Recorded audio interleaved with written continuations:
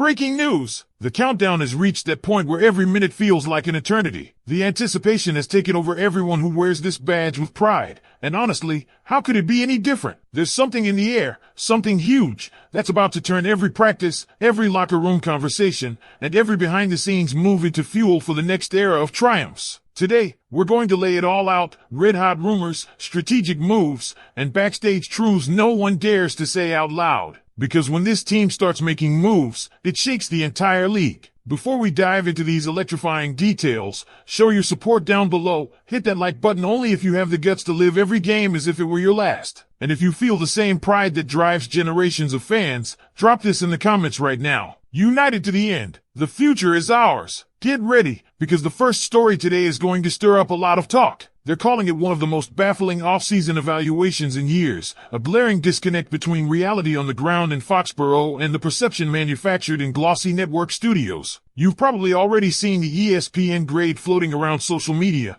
a shiny little C+ slapped on the New England Patriots' months of careful reconstruction. A mark so dismissive it borders on deliberate provocation. And let's be honest, maybe that's exactly what it is. Because when you sift through the moves, the names, the contracts, the context, you start to see a very different picture emerge, a picture the national media either refuses to acknowledge or simply doesn't understand. So let's pull back the curtain on this so-called mediocre offseason and see why Patriots insiders, and quite a few neutral analysts, are calling this class not just good, but potentially transformative. For starters, let's remind everyone that this is not the same franchise limping out of a 4-win season with a brittle roster and no clear vision. This is a front office under Elliott Wolf's watch, working in lockstep with Mike Vrabel, who was brought in precisely to revive the culture that evaporated in the final years of the dynasty. ESPN's Seth Walder couldn't even keep his story straight. He admitted in print that New England significantly improved the roster, even as he stamped that absurd C+ on their report card. To put it bluntly, this is clickbait masquerading as analysis,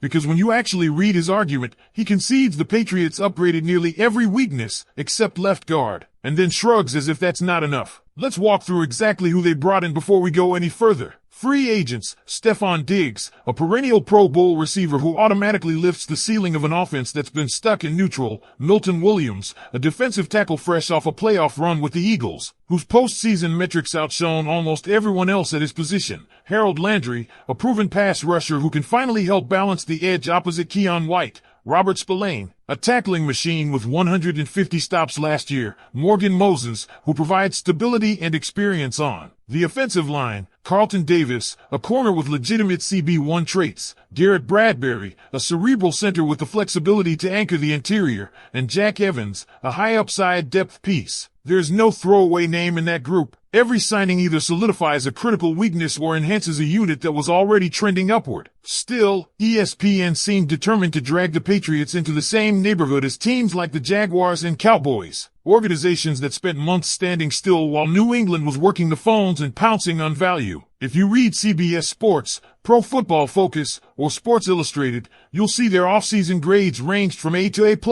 Only ESPN played the contrarian, the one network intent on spinning the narrative that the Patriots were flailing in desperation instead of methodically building a stronger foundation. But it wasn't just the signings. You could argue the single most significant change wasn't a player at all. It was Mike Vrabel taking over the program. When you hear insiders talk about the mood inside the building, the word that keeps coming up is accountability. This is a coach who once took the Titans to the AFC Championship and molded them into a no-nonsense, physical contender. His fingerprints are already on this roster. He's the guy you see in OTA photos literally jumping into blocking drills with the linemen, correcting mistakes in real time, setting standards that had been missing since Bill Belichick's last great stretch. You can't overstate how important that shift is. Even Seth Walder, who authored the hit piece, acknowledged that Vrabel brings a culture and is an upgrade, praising the urgency with which the Patriots moved on from Mayo. When a respected defensive leader can walk into the locker room and instantly command respect, it accelerates every other change. This wasn't just a cosmetic hire. It was the most pivotal move of the year. Then there's the contract that set off the loudest alarms in the ESPN coverage, Milton Williams and his $100 million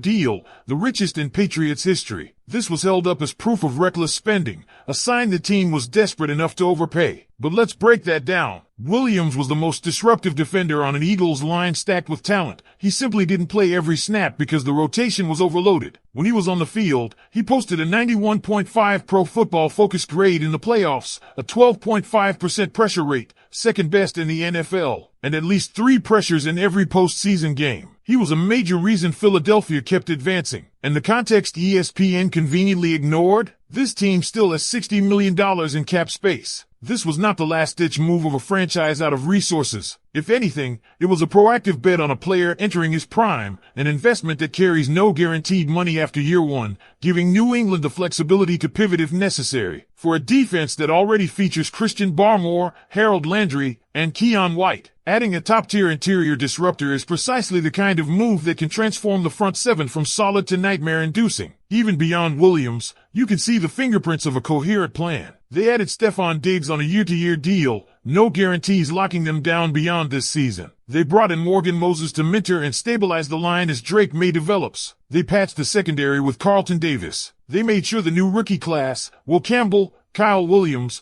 Trayvon Henderson, could step into an environment with clear expectations and proven leaders. So why the C+? Because it makes for better headlines. Because it fuels the narrative that New England can't adapt to life after Brady. Because it provokes fans into arguing on social media, exactly like we're doing right now. And you know what? Maybe that's fine. Because if the price of relevance is being underestimated, you could argue this team is exactly where it wants to be. I'm going to pause here before we get into the second part of this story, the draft picks, the deeper strategy behind the Vrabel-Wolf alliance, and what all this means for 2025 expectations. But right now, I want to hear from you. Do you think the Patriots are being unfairly disrespected by ESPN and the national media? Drop your grade for this offseason in the comments. Is it an A, B, C, D, or do you actually buy into that C+ narrative? Let me know. Because here's the part almost nobody's talking about, the layer beneath the flashy signings and the headlines about Milton Williams and Stephon Diggs. This offseason wasn't just about plugging holes. It was about building a sustainable core that can grow with Drake Maye over the next 3 to 5 years. Let's start with the draft class, because if you're only reading the ESPN blurbs, you'd think New England barely made a dent in April. In reality,